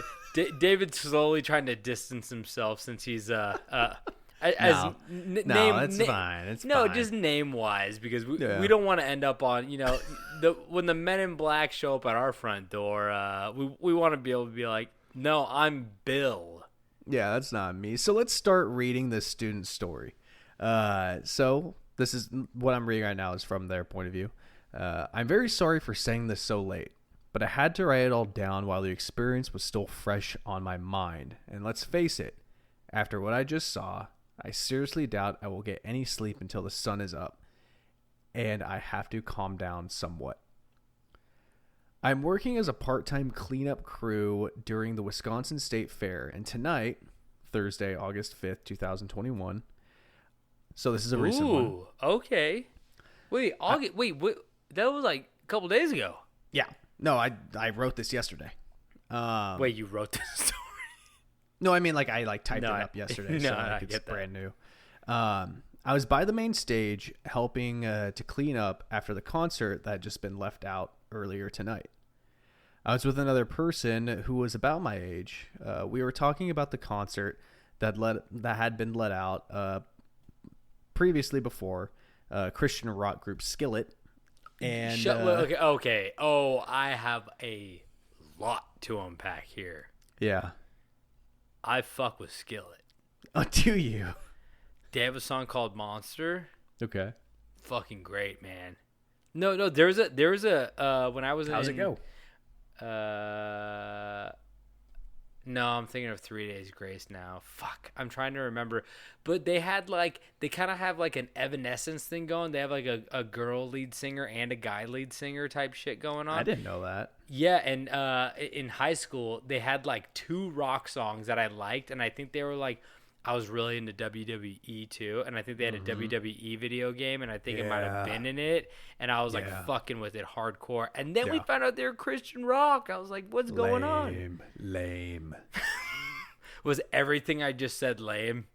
No, Christian rock groups doesn't make sense. No, you're right. Just say Satan. Yeah, just say something about the devil. Come on, don't rock and be Christian. Just go off the rails a little bit. That's God forgives. Yeah. Sometimes. Throw a TV out a 32-story window. Come on, be a rocker. Yeah. Motley Crue shit. Oh yeah. So, like I was saying, they said that trying to paraphrase this.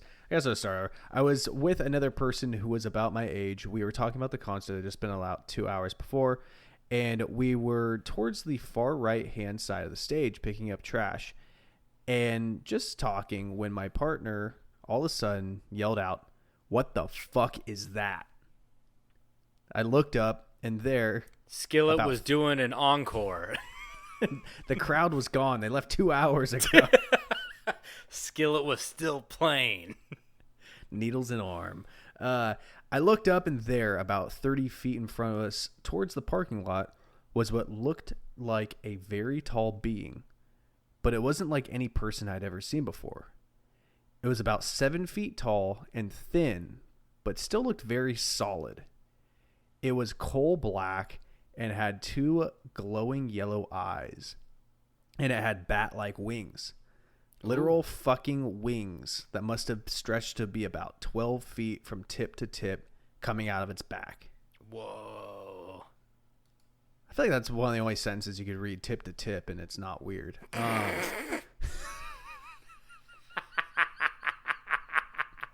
You're very right. Also,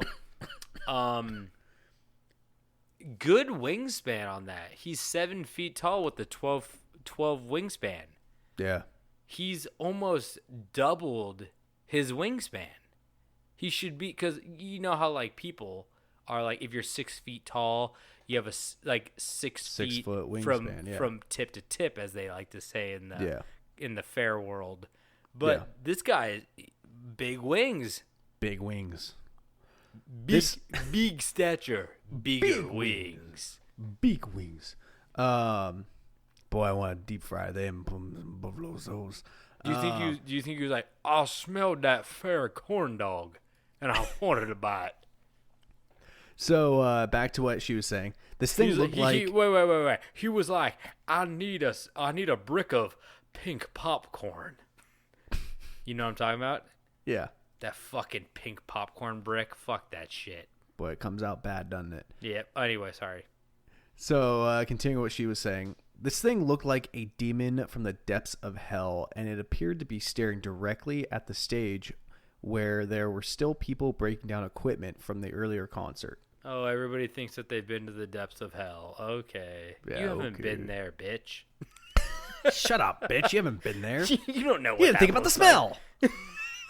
The smell, bitch. It's only now that the irony sticks out that what looks like a literal demon from hell checking out the stage after a Christian rock concert. This thing took a couple steps towards the stage. It looked like it wasn't all that steady on its feet, but I wasn't close enough to see what its feet looked like, nor was I stupid enough to get closer to this thing. It's Skillet.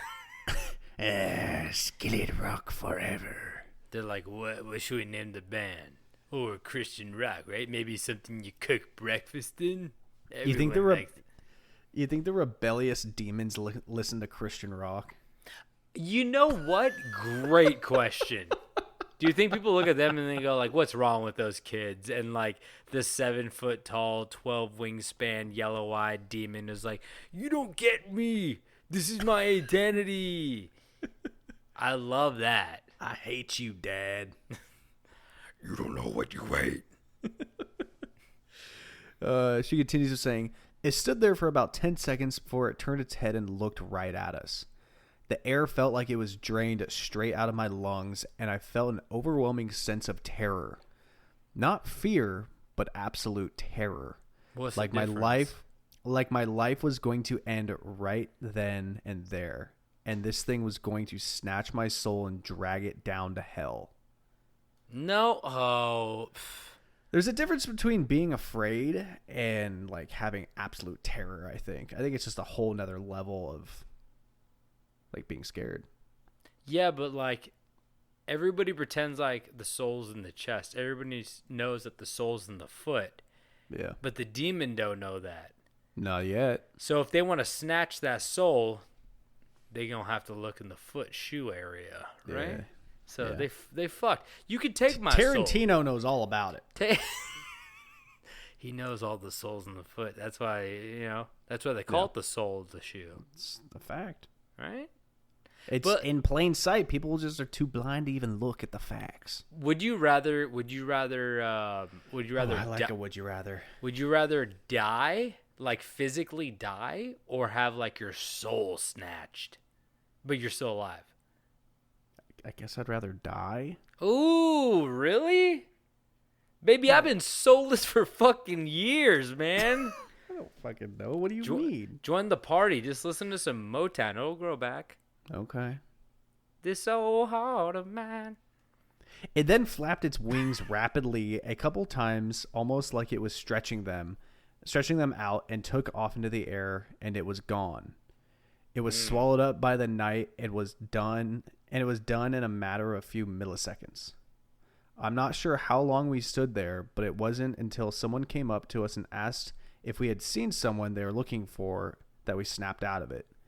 The person asked us if we were all right, and then asked us if we were high. We told him what we had seen, and I'm not sure if that only helped reinforce his belief that we're actually stoned. Wow. I mean, first responders are there for a reason. Are you all right? Yeah, I'm okay. You got any drugs on you? Can I have some? You high? You off that good shit? You guys must be on some good shit. Because I'm getting like straight Jeepers Creepers vibes, Mm-hmm. Underrated, maybe properly rated horror movie. Good monster, though. Great horror movie. Terrible person who made it. Oh, yeah.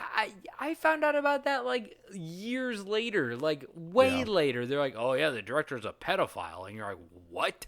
Yeah. Is that true? Yeah. Oh, my God. I think he's in jail. Yeah. I think he's convicted and sentenced and all that. Well, I still like Justin Long in that movie. Yep. It's great when he gets his eyes ripped out. Real fun. Good time. Real fun time. He told us that maybe it was just a big owl or some other bird, and maybe the lights from the stage and the shadows had made it seem bigger than it really was. I'm confident that what I saw was real, and it stuck in my head all night long. My partner looked like he had seen the devil himself. He said it had scared him, and he was going to stick toward the well-lit areas for the rest of the night. We eventually got to work. They stayed at the fair. They're like, fuck it. I paid $12 for this ticket. We eventually got to work and went home about 2:30 a.m. Now, this is where the report takes over from the investigator's notes, and man, he is thorough in his work. The investigator was able to contact the girl who sent the story, a college student entering her final year of school, trying to make a few buckaroos here and there for, college student things. Strictly books, nothing else. He broke down the area in which it took place. Nothing that... I don't know what I wrote here. But you don't know what you copied and pasted? No, this part I typed out. The other parts I copy pasted, but those are direct quotes. Okay. I just wanted you to be in my camp with me. Well, I mean, mine were quotes, but that's fine. Oh, I'm the piece of shit now. But basically, so that this fairground, when it's not active, the land is a motor track. Oh, that's just what it says is motor track. I don't know exactly what that means, but maybe this winged demon just wanted to, wouldn't know when the fast cars and motorcycles were coming back because he lives for the sound of souped up vehicles, not the sound of shitty ass Skillet. He's like, is that diesel? Is that diesel? Come on, let me smell your Harley's exhaust pipe. Let me smell that. Where the Nas? Come on, Nas drink. The Nas drink. You know that like all them demons in hell just be like Harleying it up, right? Harley, the international bike of hell. Yeah, absolutely. Harleys are fucking cool. Like I don't know anybody who's like, if you say Harley Davidson, people just go cool bike. Like no one hates them. It doesn't really have a bad reputation. Like I feel like Democrats, Republicans, conservatives, liberals, Religious, not religious. I like Harley's a good bike. American Harley's made. a good bike, man. God, the devil. They're like. Yeah, well, that's what's crazy. So God has a Harley, and the devil has a Harley. Yeah, I think that's what it's all about. I think it's just fighting over who has the best Harley. Yeah. Show up at the motorbike track with the Harley. Woo! I'm thinking about getting me one. Yeah, I could just see that Walmart parking lot of the meetup. God's leaning up against his Harley, and then across the way, the devil's leaning up against his Harley, and there's trying not to look at each other, but they can't help but look at each other. There's some sexual tension. So I really got to hand it to our investigator at Navarte because he asked some pretty interesting questions, such as, were the eyes glowing themselves, or could it have been a reflection of light? To narrow down some of the facts about the monster, like, could it have been an animal that sees at night? Like when you're trying to find your invisible dog and you hit that little bastard in the eyes with your mag light and they light up all yellow and spooky. Goddamn invisible dogs. God damn it, they're in the house. Oh, fuck, they're in the house. How'd they get in the house? God damn it. Wait, Navarte is the guy who's... he's the investigator. He's the lead of, like, the alien ghost entity task force. So he is. Let me scroll all the way back up. Hopefully, I don't lose my place. Just to tell the people what he be doing. So I believe this story was shared to Phantoms and Monsters 4 Team Research, which is a website. Okay. And the UFO Clearinghouse investigator, Manuel Navarte, was the one that shared it. Oh, okay. So he's curating the story. Yeah. Okay. Yeah. Okay. So, but the witness did not have an answer to that question and said they only appeared to be glowing. Okay. The witness also noted that the monster seemed more interested in what the people setting up or tearing down the stage were doing. Ooh. Okay. He's a groupie. Yeah, he wants to be a grip. Which to chain smoke cigarettes and not do his job. Was he standing around not doing anything? Yeah. Yeah, that sounds like a grip to me. Was he big as shit and scary and not doing anything? Yeah, sounds like a grip. That's just industry tings. Yeah, but he did not notice they had eyes watching him at first, but once he made eye contact, it was like the air had been pulled from her lungs. The investigator played the devil's advocate and really pressed the idea that maybe it was like an owl or another large bird. The shadows had made it look like a bigger creature. But the witness stayed on course and was persistent, saying that in fact it was a demon. How demeaning is that? She's like, I just saw a 7-foot tall, 12-foot long wingspan demon. And the guy's like, you ever seen an owl? You're like, you fucking asshole. You're like, yeah, I've seen an owl. They're like, did he ask for a Tootsie Pop? A 1, a 2, a 3, crunch. Boy, they need to bring those back. Yeah, I think they're back. I think they never went away. No, I mean like the commercials. Oh, yeah. But just play the same old shitty one. Same old one from the 70s. Yeah, hit me up. So the investigator asked her about the other witness that was with her, but she said that she had not seen him or heard from him, not having a way to get a hold of him, just a work buddy. And once it was time to punch the old clock, it was see you later, stinky. So the investigator leaves this story with this statement.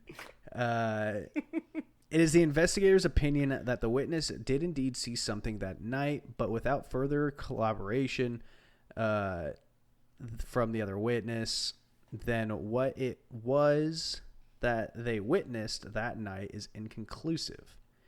It is the investigator's opinion that this case warrants further investigation and will be passed on to members of the Phantoms and Monsters 4 Team research team.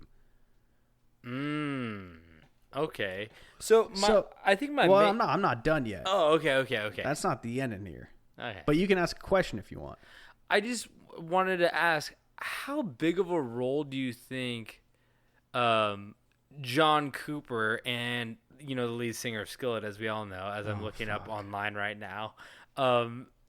John Cooper and Skillet, how big of a role do they have to play in this, you think? Do you think, what percentage chance do you think we have if we try to DM Skillet or all the members to see if we can get them to do like a little interview? Well, see what they think. Well, here's the best part of Skillet. How big is Skillet? Is it impossible? If you Google Skillet, every other picture is the picture of a frying pan, and then of the band, and then of a frying pan, and then of the band, and then of a frying pan. Yeah. So I feel like if we reach out to them with implications that they are a frying pan company, we could get through to them. We can at least get like a heads up and then press the questions. Yes. And, they're all pretty good looking, I have to say. Really? Good looking dudes, huh? Yeah. Two girls. Got God on their back. 2 girls, 2 guys. But you know what? They also have the look of like, they're just like, I think they got some different colored hair and some tattoos. So like, whoa, tattoos aren't good in God's book. Yeah, well, you're not getting a present. It's not good behavior. Yeah. As Santa says, but, getting a tattoo is not good behavior. I think you should leave. Come on, season 2. David. What? Santa! Oh, Detective Crashmore, motherfucker. That's the least memorable part. Oh, I love that. I say that all the time. Getting a tattoo is not good behavior. Okay. Continuing our story here. So what exactly could it be? Well, I think I have an answer for you. I think what we're looking at here is the one and only Chicago Mothman. You think that's him? Wait, he's in Chicago? I thought he was in Point Pleasant. Well, there is a Chicago Mothman as well. What? There's 2? Or is that the same guy just dipping his toe in different jurisdictions? He could be dipping around, which would support my theory even more, because traveling from Chicago to Milwaukee is an hour and 26-minute drive.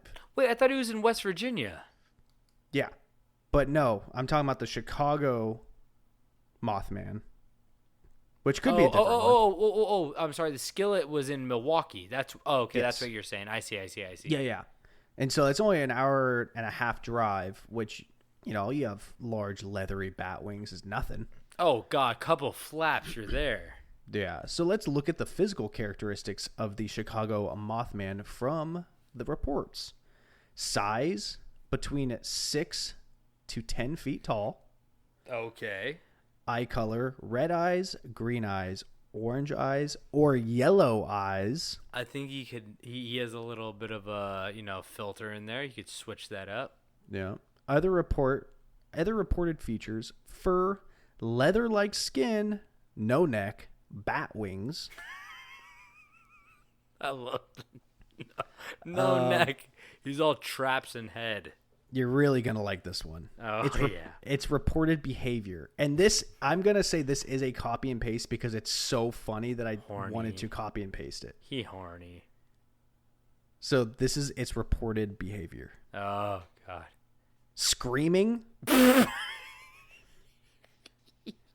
Flying towards lakes. Disappearing. Okay. Going real fast. And looking at people with eyeballs. Shut the fuck up. What the fuck? So looking back at our list, they check out between 6 and 10 feet, 7 feet tall, yellow eyes, leathery like skin, bat wings, looking at people with eyeballs. And I'm going to throw it in there, going real fast because the way he did disappear. Milliseconds, right? Yeah. I mean, for the hell of it, I'm gonna read its reported behaviors one more time. What that neck do, though? I gotta read the reported behaviors one more time. Yeah, hit me with them. Screaming, flying towards lakes, disappearing, going real fast, and looking at people with eyeballs. Wait. It's incredible. I can honestly say I can say I've done all of those in one day. That's Amelia Earhart. I am over 6 feet. Mm-hmm. I do have leathery skin with all these rashes. Not to Scream- mention the orange eyes. Screaming. Are the pieces coming together yet? I think Wonder so. why I'm so sure this is the Chicago Mothman. Dude, my guy loves a chopped cheese. I love a good cheese on a fish fillet. You're a big Chicago head. No, baby, go back, go. You go for the food, but you stay for the skillet in Milwaukee. That's what you always say. I know. Man, there's so much you haven't told us. No, I'm a man of mystery. You think you know it all. Wow. You know what? I always thought that the craziest thing to happen at a Skillet concert would be somebody lose their virginity. But you know what? I think we have it beat. I think we have it beat with the... What do we call him again? Yahweh. Yahweh. Yee. But what's his real name? You said you're going to hit me with the real name at the end. It's the Chicago Mothman. Oh, that's what they're calling him. So they're just basically saying this is a cryptid that has leaked over. Yeah, I mean, it's really not that far distance-wise. It's really not. I mean, it's more than reasonable that he could have flew over there. I mean, it's less reasonable to think that a creature with wings that can fly and disappear in milliseconds would stay in one state or boundary that it is completely unaware of. Especially when they like going really fast. Oh God, Ricky Bobby. That ain't Ricky. No, seriously. Wow. Yeah. That thing just fucking ruining everybody's fair experiences when it could have just been done with a bad funnel cake and a trip on the alien saucer ride. On the zipper. I've seen so many people fucking throw up on that thing. But I guess that concludes our stories for you guys today. So I just want to thank you once again for tuning in and listening to Camp Strange. And if you made it this far, we love you. We appreciate you. You're a true OG fan, and we love that about you. That's your best quality. Yeah. Perseverance. And we just want to say thank you from the bottom of our hearts. And if you guys want to send us anything, send it to campstrangepodcast@gmail.com. If you guys want to rate, review, subscribe on Apple Podcasts, you can do that too. I don't think many other podcast aggregators let you rate or subscribe. Maybe they do. If they do, do it. Why not? Who cares? You could just not listen to us if you don't want to, but we're still in your queue. If you guys want to buy some merch, go to Camp Strange Podcast on Instagram. Click our link in bio. Clink it too. Why not? And you could buy some merch. We got some merch, some shirts, some mugs. Do it. Why not? And have a good time with it. And I don't know. Is there anything else we need to cover, David? No. It's late. Yeah, it is. And a weekday. But you know what? We do this for you guys. And we're happy to do so. Anyway, thank you guys so much for tuning in once again. And David, do you have anything to say before we leave? Yeah. I know he was a huge piece of shit, but it's been 2 years, and Jeffrey Epstein did not kill himself. I was like, where are we going with this? Are we going with Lobster Boy? Where are we going? I was like, it's been more than 2 years. Oh, Jeffy. Yeah, he didn't kill himself. Probably not. But you know what? Maybe that's for another episode. So stay tuned, and we'll be back. So thank you guys so much for tuning in. And don't forget to stay strange.